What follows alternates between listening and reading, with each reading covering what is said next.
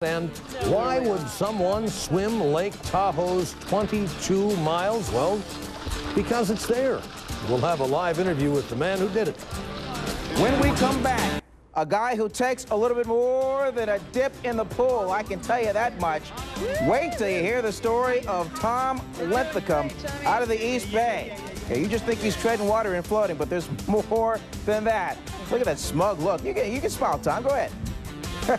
Tom, coming up in a moment.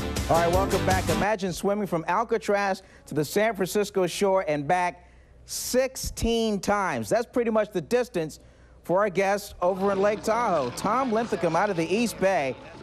You might call him an endurance swimmer because this guy goes on and on and on. He's a member of the Alcatraz 100 Club, as he just routinely goes from Alcatraz to the San Francisco shore and beyond. But the story was, back on August 12th of this year, you decided to really kind of test the limits, just like you tried to do a year ago, and actually swimming Lake Tahoe. Wow.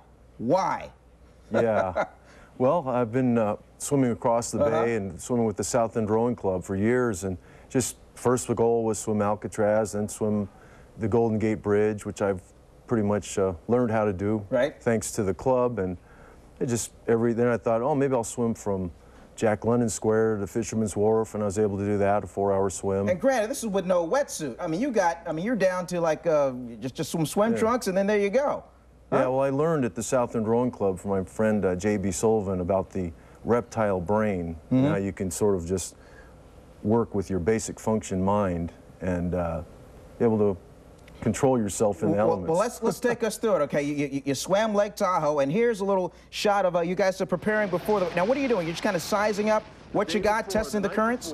Yeah, that's that shot there's the part of that's the day before. We're planning, we're looking at the map and whoa, that's the length, huh? Wow.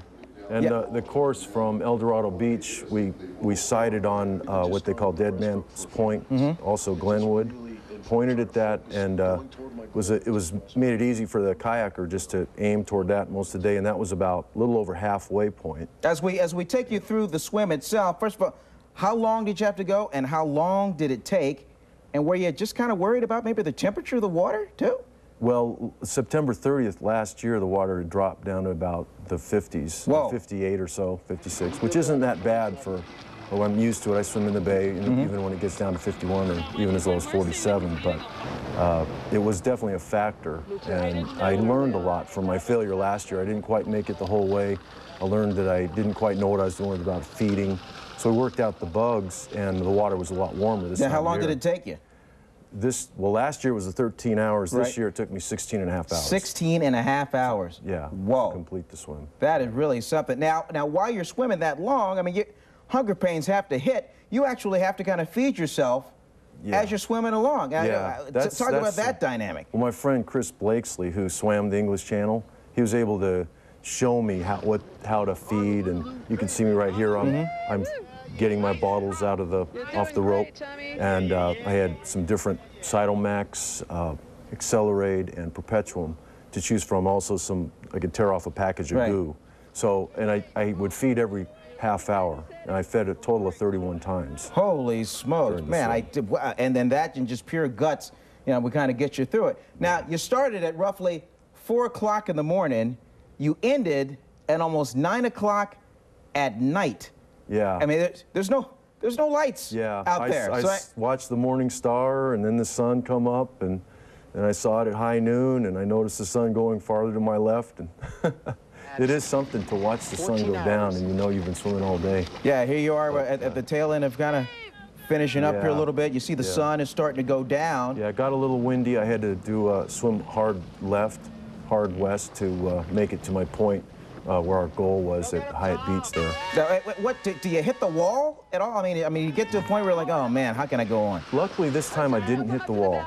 They kept me fed, well, good nutrition. I was able to make it. Wow, and then there you are, finishing under spotlight, under flashlight. Yeah, that is really something. For all my friends at the South End that helped make it happen. Now we got about 20 seconds or so. Now your goal is like the holy grail of marathon swimming, and that would be the English Channel, huh? Yeah, I'd like to try that in the next year to 1 to 2 years. They've been trying to do it since 1875. Yeah. And to this date, I believe 1,171 have actually completed it. Yeah. And so you're looking to add to that tally. Yeah, yeah. My friend Jonathan Mayer from the club just swam that, and he took off. In fact, 12 people from your club actually. Yeah, swam. 12 people from the South End Rowing Club. Well, best of luck to you. Thank you. Tom Linthicum, how about that? You guys want to go take a dip in the pool for about 16 hours? Pretty incredible.